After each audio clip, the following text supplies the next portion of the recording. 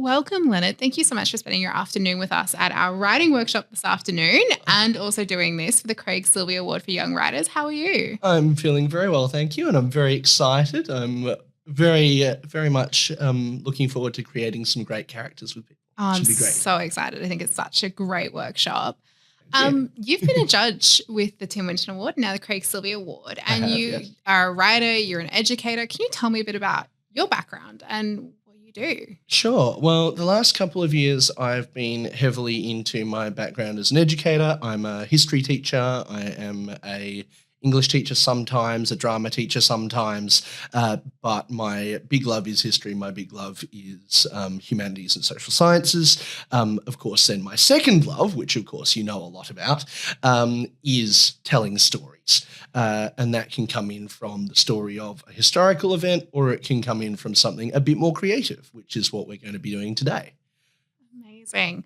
And have you enjoyed your time as a judge with the award? It's been a revelation every single year, which is always great. You always get different things. You can see some really great ideas that have come out.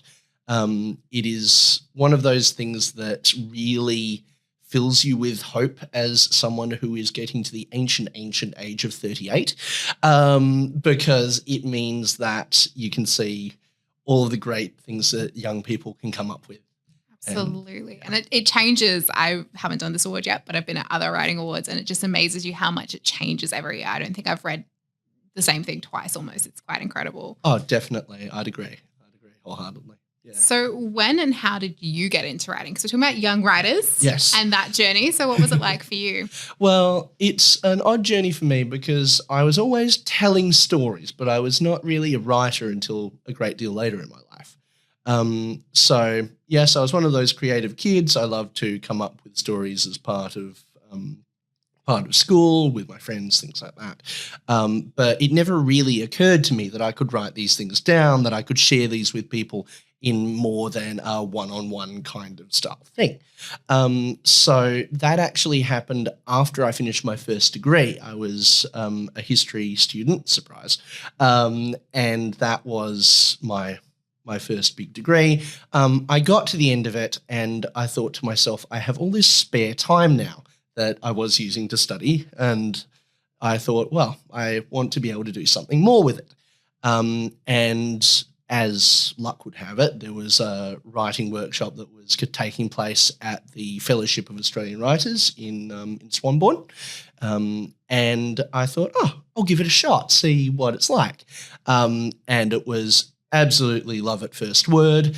At that point, I really got into the community, and we have a wonderful community of writers in Perth. A lot of people don't realise how supportive and how big the crowd actually is. And it's really good to know that going in, that you will have a lot of support. You don't need to write alone. And if you like to write alone, that's fine. You can do it that way. But if you are the sort of person who likes to have other people around, don't worry about that. That's not going to be a problem. But anyway, so yeah, I started doing that.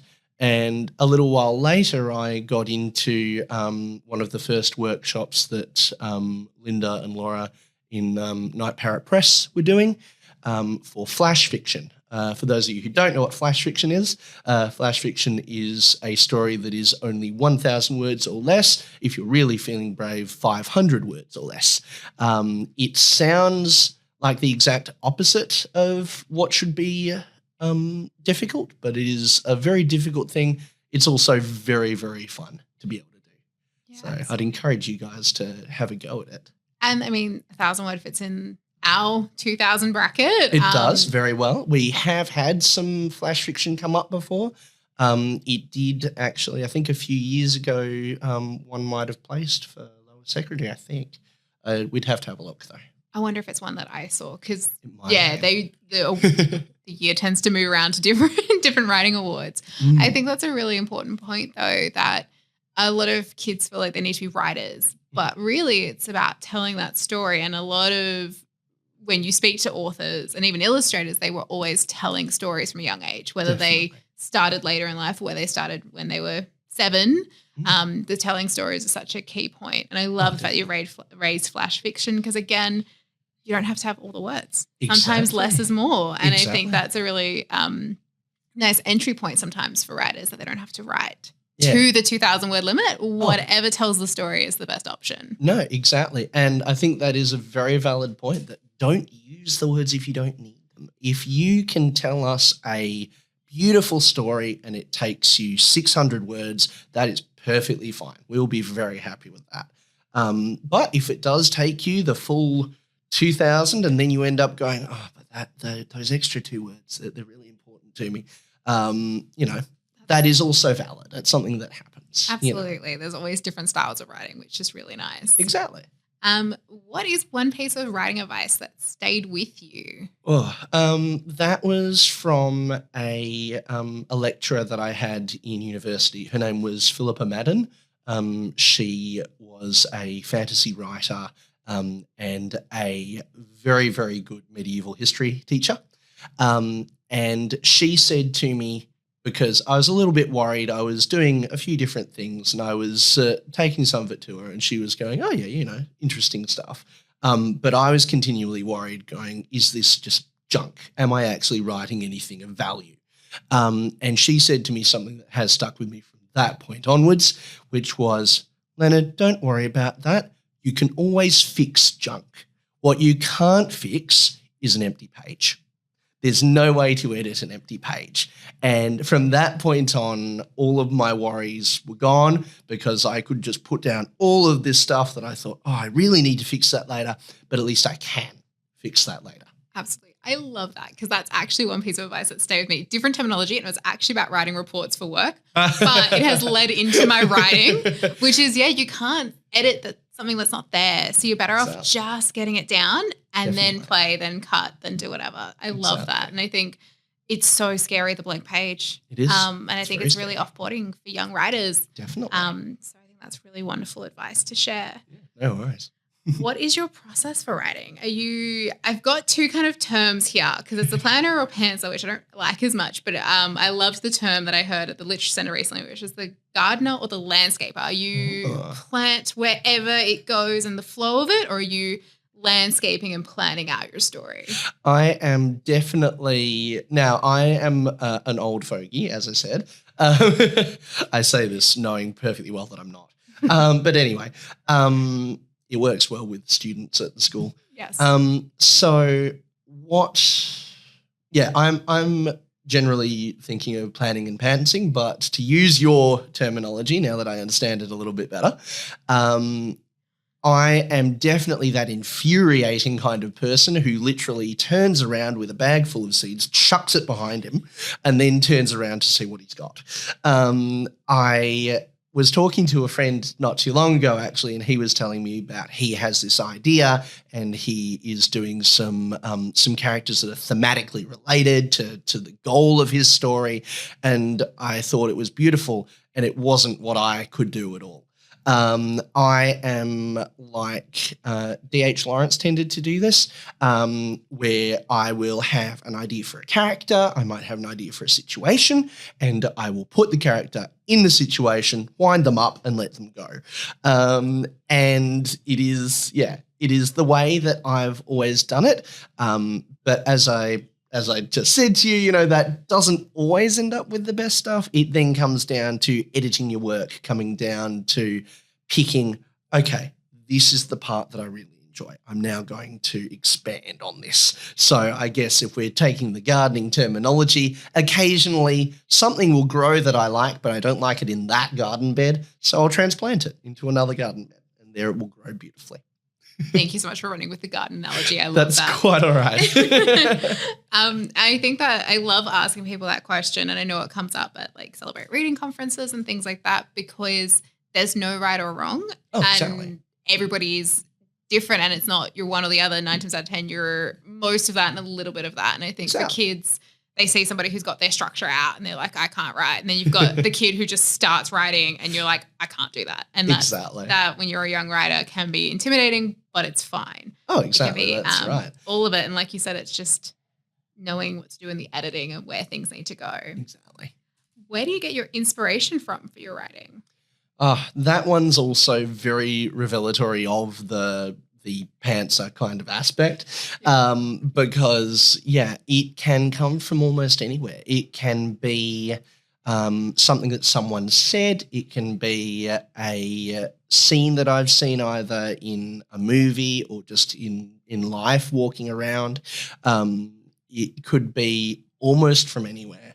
I think it's important. I've heard it said that it is important to always carry around a notebook as a writer, so that if ever an idea strikes you, you can pop it down straight away. Of course, I'm not organised. I can't really do that as much. And also, I have a brilliant thing. Don't know if you've heard about it. It's called a phone. It's very good for taking notes on. But anyway, so that is something that I tend to embrace, that idea of I could have an idea at any moment. And it could be, it could even be another book that I'm reading. And that's something to bear in mind, that it is very permissible to have, or it's very proper to have an idea from a story. Just because you've got an idea from another story doesn't mean you're copying it. That's only if you are word for word repeating what they've said. But if I like one line that another writer has used, if I like a particular type of character, I could take that character, put them in a different situation. They're my character now, and I can do a few different things to, see what they can do under my tutelage rather than somebody else's. Absolutely. And I think when you're aware of it, it's amazing. But if you're not, you could go back and pinpoint. I mean, to be a good writer, you have to be a reader. We kind of all know that. You want to curate your taste and what you like. And so, you do pull from what you see, what you hear, what you read, what you watch. So if you see it, you get a bit worried, and that's fine. But also 9 out of 10, you're probably doing it and not knowing you're doing it as well. So exactly, that's right. And that's reassurance. Yeah, and as we say, it's all down to then being able to make this character your own. You're not taking somebody else's character anymore by the time you've gone through the process, when you've gone through the editing, when you've gone through everything. You have your own character. You don't have somebody else's at the end. And that's the idea. Yeah, amazing.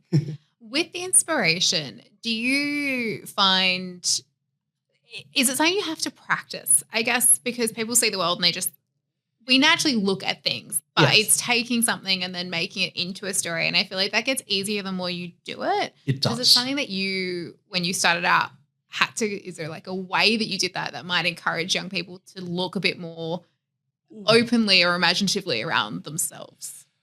I think using the word imaginatively is a good practice there, because yes, a lot of the time it will be a thing that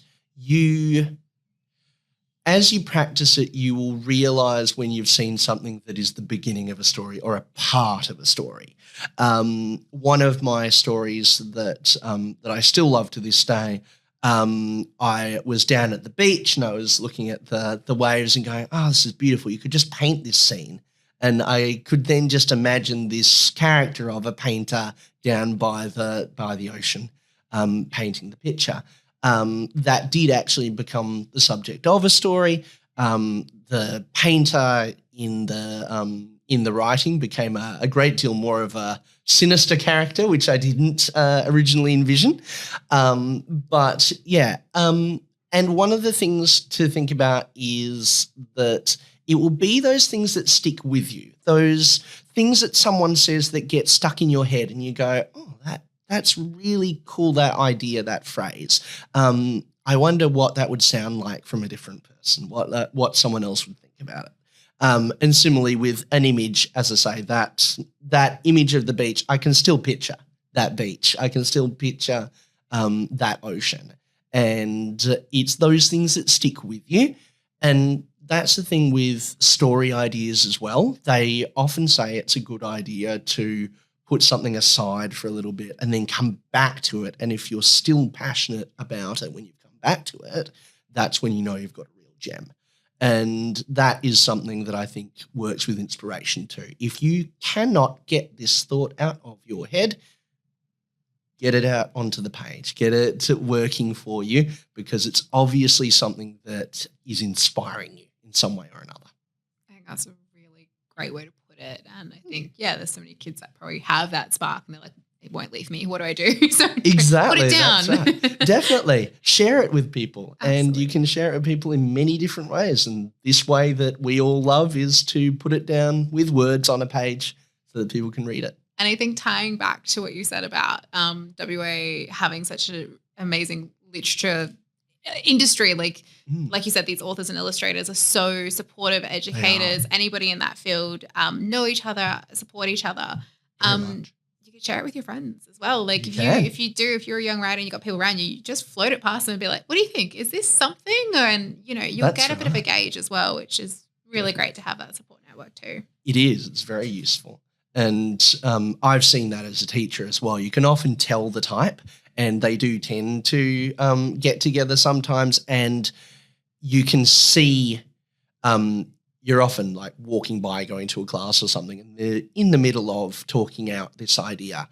When you find someone that you gel with, that you can share stories with, and they will help you along, it is a fantastic feeling. So definitely do try it. Even if it doesn't work out the first time, it may work out in other times. You'll know.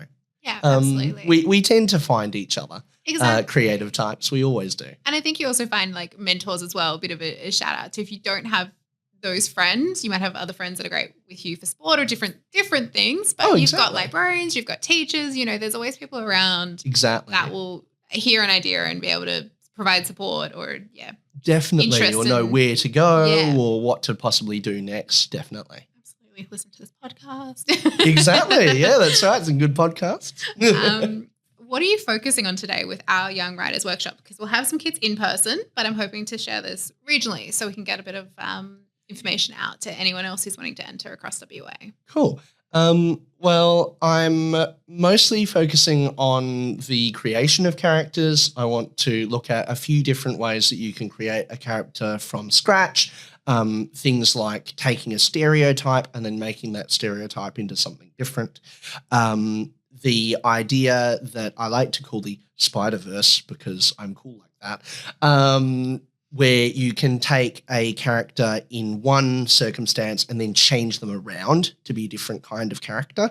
That's one thing I am very interested in today to see how they go with. We're going to make a neutral character, and then we're going to try and turn them into a hero. We're going to try and turn them into a villain and pay attention to what we need to change in order to have that work. There will also be aliens involved, but I will leave that one as a little bit of a teaser. Fabulous.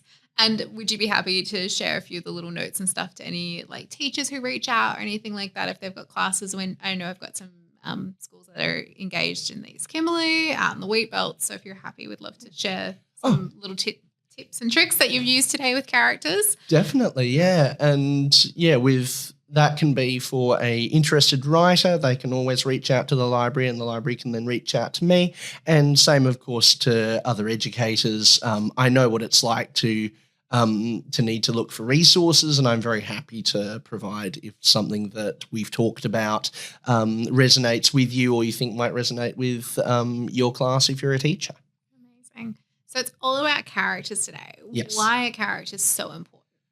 Well, as far as I'm concerned, I think that if you can't get a character that people are going to find interesting, it's going to be very hard for them to engage with all the other work that you've done. It is one thing to have an entire atlas of, here is my world. I can tell you about the continents. I can tell you about the people. I can tell you about the food. I can tell you about the different sites that you can see. But in order for a reader to engage in that as something that isn't an atlas, something that isn't a cookbook, they will need somebody to explore with. They'll need a travel companion, a guide, exactly. And characters are those guides. So if you can get a character that you find interesting, that your readers find interesting, I really do think it is a way to really get them into the story really quickly, and it is invaluable, I think. saying. I'm really excited to be able to share this with everybody. Excellent. Pulling back from characters though, Yes. What's one or two things that you wish you knew as a young storyteller or as a young writer even now? What's something you wish you picked up? Oh, so the big one, and I'm being a little bit naughty in that I'm sharing a pet peeve that is going to be something that I look out for as a judge in the Silvies. So, That's fine. Inside tips for those of you who are tuning in, looking to enter. Show us, don't tell us. I don't want to be reading any story, and this can be by an adult or by a young writer, and have on the page, Bobby looked angry. I don't want Bobby to look angry. I want Bobby to push the door open. I want Bobby to stalk over to me and say, I want to talk to you about this thing. And that is very different. Being able to show your character's emotions, motives, goals is extremely important. You don't want what I like to call the laundry list, where you are just listing facts about a character. Now, don't get me wrong, though. That's very important to do. We're going to be doing that a lot in our workshop today because of the fact that it's important to know your character and know what your starting point is.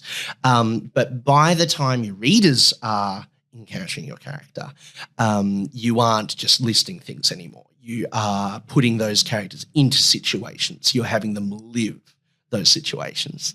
And I think I'll repeat again the bit about that, junk can be edited, but blank pages cannot, because I think that was the other thing I found a real speed bump, because I thought that I needed to write perfectly from the start. And that is not true. You need to be able to work on something. This doesn't mean, though, that you just, do it once and it's done. That's hardly ever the case. And that is something to bear in mind. If a story doesn't turn out really well the first time, don't throw it in the bin. Don't delete it.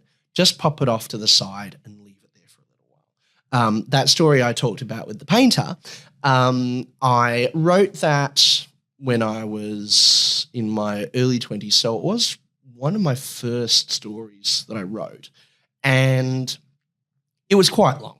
It was, I think, 3,000 words, something like that. It was too long for a competition. And a competition came along and I was just like, I want to enter it. I want to see whether this thing has legs. But, of course, it was 3,000 words. The limit for the competition, as with ours at the moment, is 2. So what I needed to do was I ended up just cutting out the middle. I looked at the beginning. I thought, no, this is a great scene. I want to keep this. I looked at the ending. I want to keep this. This is, I think, very solid. I looked at the middle. It's a bit wordy. I could probably cut it out. In the end, I did. I just literally cut it completely out. And the story sang after that. It really worked very well, because as it turned out, and this is what got me onto flash fiction later on, I didn't need all those words to tell me those things. I only needed a few bits and pieces from the 2 main characters to really get things rolling. Absolutely. It's a real partnership with the words that you put on a page, and it is important to get those, like you said, to sing. And that's something actually Elaine said, was that singing of showing versus telling and all those things linking in, but giving also that kind of autonomy to your reader. It is a partnership. They're going to infill. They're going to understand. They are. You don't need to say angrily. You can say he slammed the door, and your reader kind of joins you on that journey. I think that's absolutely fantastic advice. Oh, thank you. Yes. And I think definitely that is, very important, that your reader is a partner. It's not as if, I forget who actually said it, but that you're never going to have the same story for each reader. Each reader is going to read things differently. Even just, my thought of what slamming the door means versus your thought of what slamming the door means is very different. I could be thinking a really big wham, whereas you're just thinking, kind of style thing. I am doing the hand gestures just in case people are wondering. We're having good fun here. But yeah, so I think that that's important to know too, is that just because you think of a thing in a particular way, the reader will take it slightly differently. And don't be afraid of that either. If somebody says, oh, I love that character, I thought they were a real jerk and it was really fun, and you decide, but that character was meant to be really sweet. That can sometimes happen. Don't be afraid of things like that, and just bear in mind that if a reader loves your work, then that's good on its own. If you really want it to be a story that is going to be in this particular way, that's fine. You can just then go, okay, what did make them seem like a jerk? What can I change to make them more like the sweetheart that I had in mind? And a good reader, a good partner will help you with that, as well as if you have a mentor kind of relationship or a sharing kind of relationship. But yeah, so that's rather important, I think, too. Fabulous. Yeah. And I think the last thing that I want to bring out of what you said, which I think we talk a lot about world building, which, like you said, is so important. I love when you speak to an author and they're like, I can tell you now, if you want to know everything that happened in this city, this town, this world. Exactly, yes. But there's not always as much said around character building and how much you know about a character that doesn't make it on the page. Oh, exactly. But you need to know it. Exactly, Otherwise, you don't know how you're going to act. And I think giving that over to young writers as well, of like, even if your first version is the laundry list, the shopping list of they have, you know, brown hair, brown eyes, all of that, and then you cut it in post and you edit. But even if you have to just get it out first, know your character and build them. Definitely. That's really important. Definitely, yeah. And it's something we may or may not get to do it in this workshop, but being able to interview your character is very important.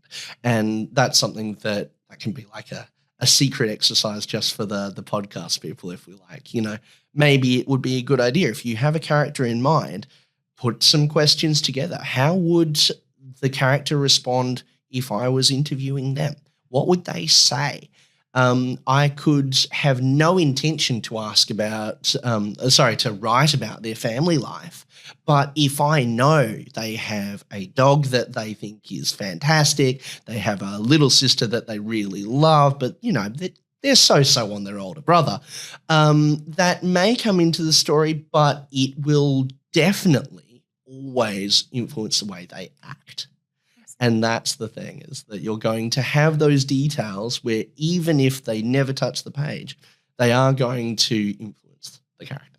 There's almost like so many layers underneath what gets out, which is, quite incredible when you think about it is. Goes into storytelling and writing. Oh, definitely. But it is such a fabulous process, and I'm so excited this year to see what we do get from our young writers. I hope this helps encourage them. So am I. Definitely. If you have any good ideas at all, enter. We love to see it. We love to encourage people to be writing, to be, really embracing that creativity. And particularly if you can do it while you are still young, you've not got the demands of jobs and things like that. Yes, I know you have school, but, teachers know, don't worry, it's all fine. And it's important to, if you have, and we've said this before in the podcast as well, if you have a story that you have to tell it. There are no two ways about it. You've got a story that you think, this is something I want other people to know. This is something that I want to put this out into the world. Do it. And I know it's not that simple, but there are people around to help. There are lots of different sources of advice.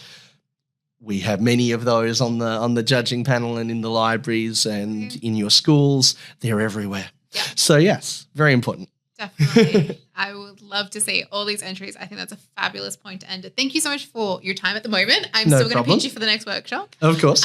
But thank you so much. And hopefully we get fabulous entries for the Craig Silvey Award for Young Writers. I'm looking forward to it. Thank you.